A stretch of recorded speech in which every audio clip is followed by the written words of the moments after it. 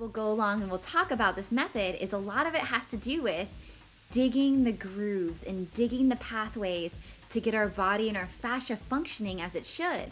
Because our lifestyle usually kind of breaks it down, and our age and genetics and our past injuries all play a role in, is our fascia optimally being used?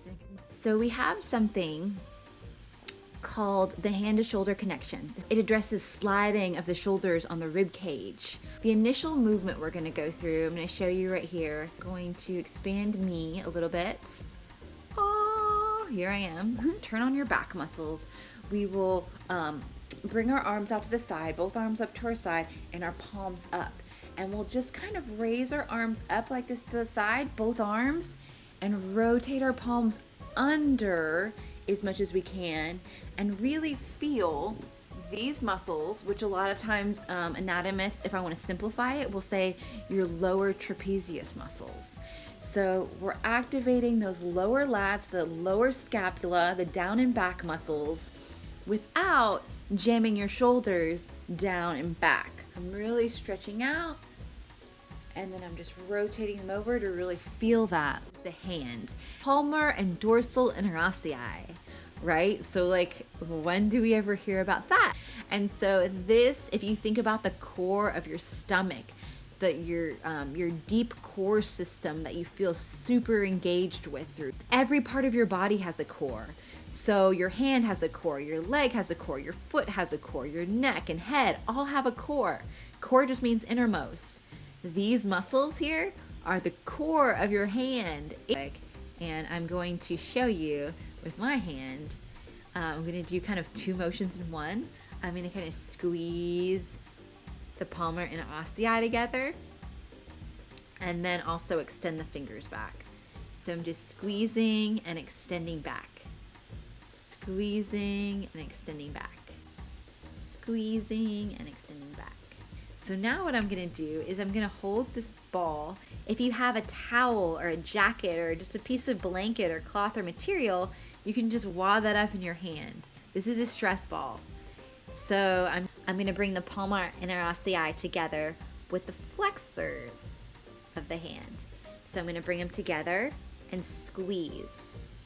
And the key here that I want you to focus on is keeping the fingers squeezed together, not losing it. Thing called prioritization, prioritizing the fingers together over the actual squeeze.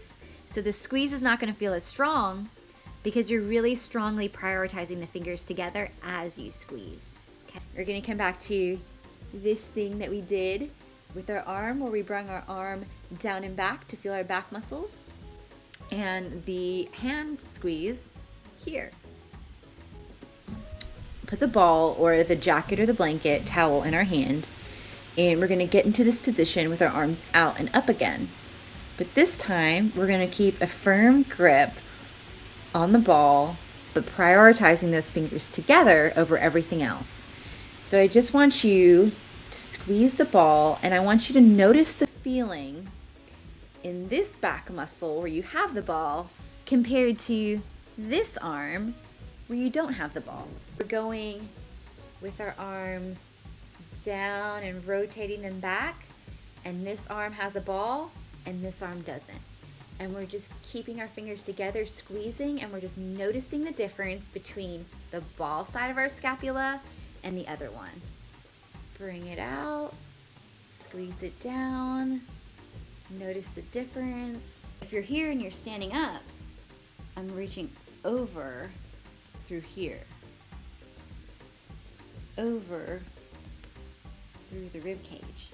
So I can combine the two, and I could reach out and over while keeping the fingers contracted and together. So we went through the range of motion of protraction through our scapula, but also translation of our rib cage. Combine that with a hand activation, and we can now start to get a really powerful feeling in our side, a really connectedness